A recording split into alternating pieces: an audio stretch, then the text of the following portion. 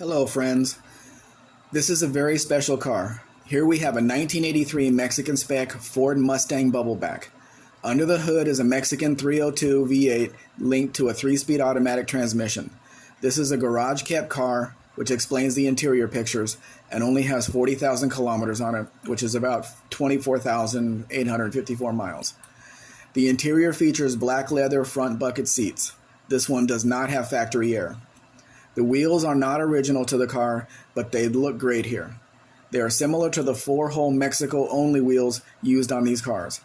This is about as clean as you're going to get for a Mustang Bubble Back. I can see one mark on the black trim on the right front corner though. Again, this car only has 40,000 kilometers on it. The car has been well cared for all of its life, and it shows. The car literally needs nothing, and the price shows that. Yes, you can get a cheaper one, but the cheaper car will need a lot of work. This one is ready to go. If you have any questions about the importation process, I will be happy to answer them. We can now offer U.S. delivery.